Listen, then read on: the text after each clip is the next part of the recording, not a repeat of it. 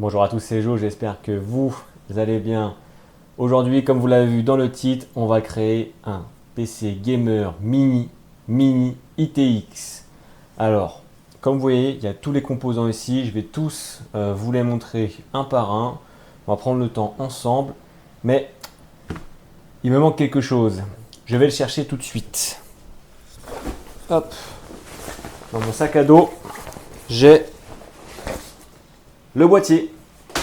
Comme je vous dis, c'est vraiment un format mini ITX, parfait pour aller faire des LAN avec des amis, partir en voyage ou autre avec un PC de poche, enfin un PC sac à dos plutôt. Donc voilà, le concept, un PC mini ITX qu'on va découvrir dans cette vidéo. Donc je vais mettre les composants de côté, on va passer sur la caméra du dessus, je vais vous présenter tous les composants. Je vais faire l'assemblage avec vous en direct. Et après, on se retrouvera un petit peu plus tard pour les performances. C'est parti.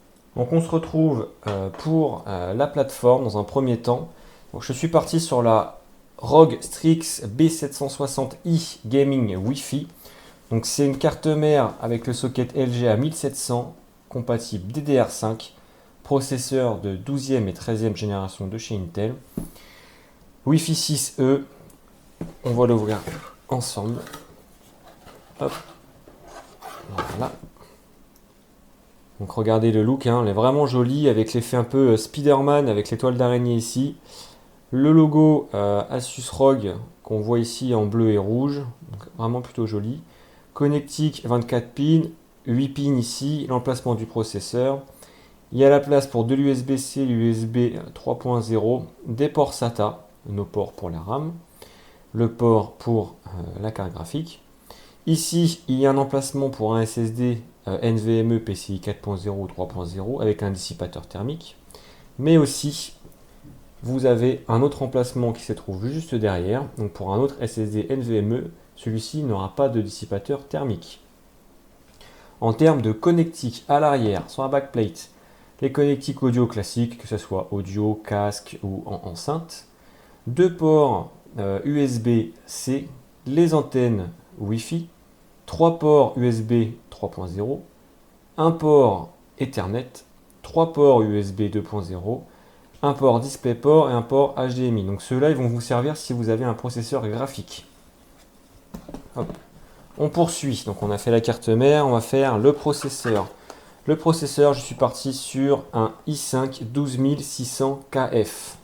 Alors, processeur, fréquence de base à 3,7 GHz. Fréquence haute 4,9 GHz. C'est un 10 cœurs 16 threads, c'est vraiment un très bon processeur pour le gaming, mais aussi pour les applications. Pour refroidir ce processeur, je suis parti chez la marque Thermalright. Donc c'est le classique, c'est le AXP90. Donc c'est un ventirad low profile. Donc, vous avez vu, hein, le boîtier il n'est pas très grand, donc on va choisir un ventirad low profile.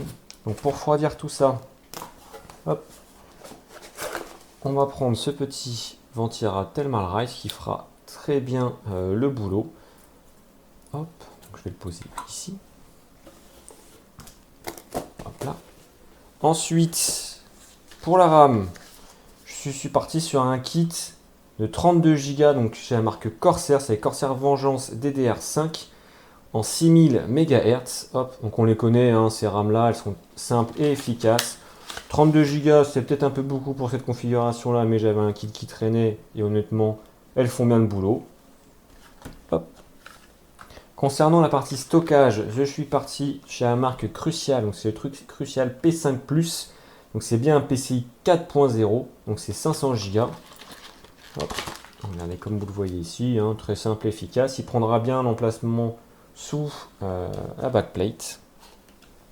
Qui dit petit format dit alimentation, et malheureusement c'est pas une alimentation SFX, mais c'est une alimentation flex. Donc on les retrouve dans les tout petits, vraiment dans vraiment tout petits boîtiers comme ceci. Donc là c'est la marque Flex Power. Donc vous allez voir, c'est une alimentation vraiment très petite. Hop, donc c'est un tout petit bloc comme ceci.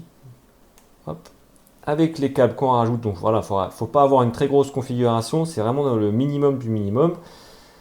Le connecteur à la carte mère, un petit connecteur SATA, le connecteur carte graphique et le connecteur justement pour la carte mère. Donc vous voyez, c'est très simple, très minimaliste, mais voilà, quand on a un petit boîtier comme celui-ci, on est obligé d'avoir ce genre d'alimentation. Donc celle-ci, c'est une 600 watts, ça fera largement le boulot pour la configuration que je vais vous présenter.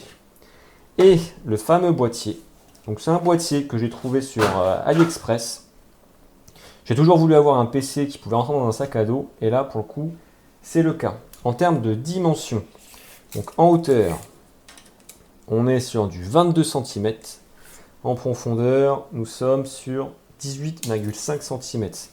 Donc vous pouvez oublier les grosses cartes graphiques parce que ça ne passe pas. Même les plus petites cartes graphiques avec deux ventilateurs, ça ne passe pas et vous allez voir après le choix de la carte graphique. Donc hop, à l'arrière, donc tout va se passer à l'arrière. Il n'y a vraiment pas de bouton à l'avant, il n'y a pas de port USB à l'avant. Tout va se passer à l'arrière du boîtier. Donc déjà il y a le petit bouton power qui est ici. L'emplacement pour la carte graphique. L'emplacement pour la carte mère, donc tout ce qui est connectique, ça se fera vraiment à l'arrière. Et là ici, c'est les ouvertures pour justement notre alimentation. Donc je vais l'ouvrir pour vous montrer un peu l'intérieur.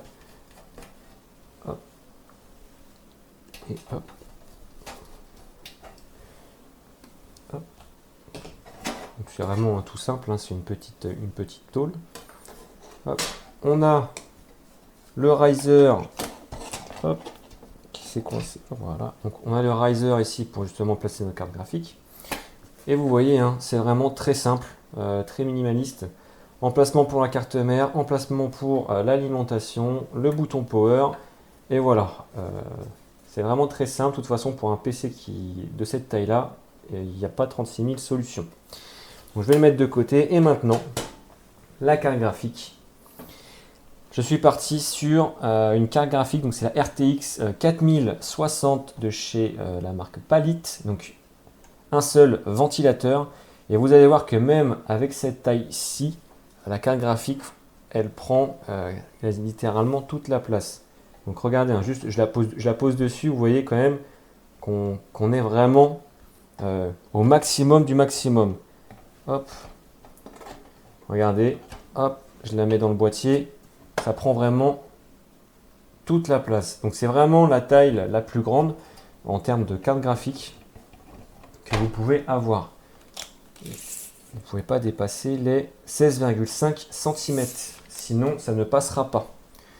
Donc ce que je vous propose, je vais faire le petit montage dans la foulée. Une fois que tout est monté, on va voir si le PC démarre. Au moment, il n'y aura pas de souci.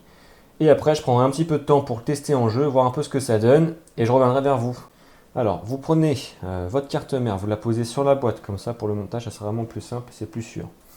Vous prenez dans un premier temps le loquet, hop, vous le soulevez comme ceci, vous le levez vers le haut. Vous prenez votre processeur. Sur les processeurs, que ce soit Intel ou AMD, vous avez une petite encoche. Donc là, celle-ci, elle se trouve juste là. Donc là, vous la voyez. Vous allez justement chercher la même encoche sur votre carte mère. Hop, donc là, c'est comme ceci. Voilà. Une fois que c'est mis, vous refermez comme ceci. Hop, la petite pression. N'ayez pas peur, le petit caoutchouc noir va sortir tout seul. Hop. Donc c'est posé, le processeur est mis en place. Ensuite, vous prenez votre disque dur NVMe, vous retirez du coup les vis du dissipateur. Donc une fois que vous avez retiré la plaque, donc là ici il y a le petit film bleu à retirer. Il faut bien penser à le retirer, sinon le pad thermique ne fera pas correctement son boulot. Vous prenez votre disque dur NVMe, vous l'insérez en biais, petite pression à l'intérieur, vous appuyez comme ceci. Et maintenant, les nouveaux systèmes, il n'y a plus besoin de vis, il y a un tout petit loquet. Hop, vous venez fermer le loquet et là, votre disque du coup est verrouillé, mis en place. Donc vous remettez après, comme ceci, la petite plaque. Hop. Voilà, comme ceci. Hop. Voilà, c'est très bien. je mettrai les deux autres vis après. Ensuite, on va installer la RAM. Alors, la RAM, comme je vous l'ai déjà dit, hop, dans un premier temps, on ouvre les deux loquets ici. Il peut aussi en avoir en bas, mais là, c'est très rare.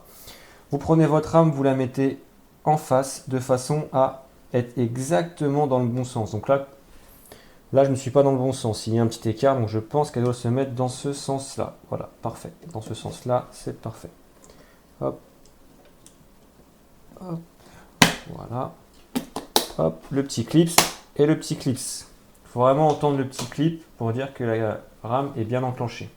Donc je reprends la même, je la mets dans le même sens. Je vais dans le deuxième slot. Hop. Et hop. Hop. Et hop. C'est tout bon. Hop. Et voilà.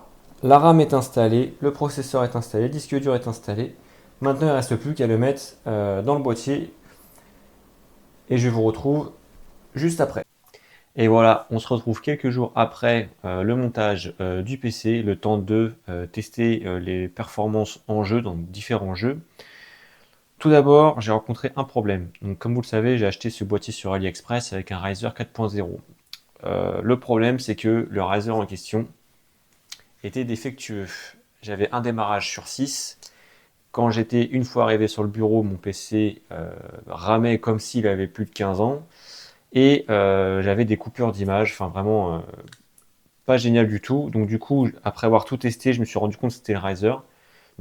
J'ai dû en racheter un autre justement pour voir si c'était bien ça. Et en changeant le Riser, aucun souci, j'ai pu faire mes tests du coup en jeu. Donc les tests en jeu, on va commencer par Cinebench R23. J'ai fait un score de 16 614, donc c'est déjà un très bon score.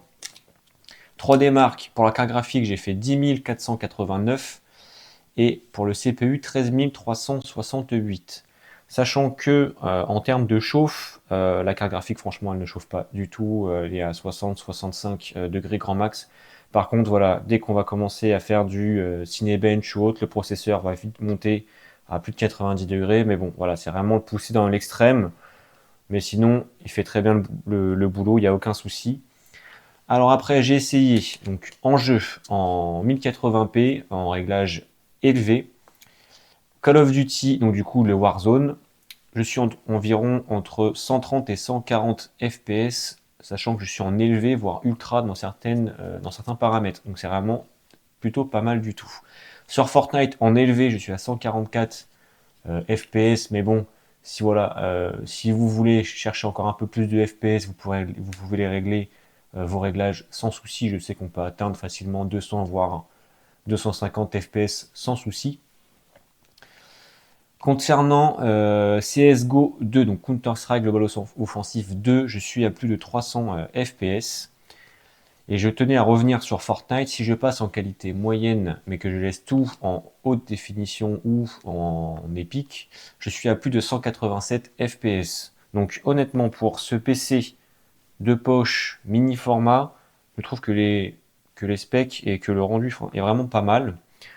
En termes de poids, parce qu'on va quand même se le dire, hein, ça pèse, on est à 3,8 kg. Donc 3,8 kg dans un sac à dos, ça pèse un petit peu, mais bon, c'est toujours plus léger qu'un gros PC.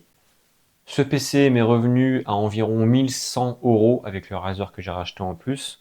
Pour 1100 €, on a de quoi jouer en 1080p dans de bonnes conditions. En plus, on a une plateforme en DDR5, un processeur de bonne génération, une carte graphique qui fait bien le boulot.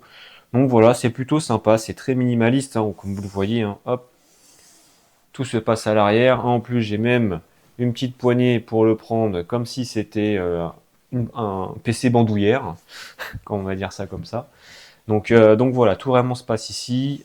Il est vraiment pas mal.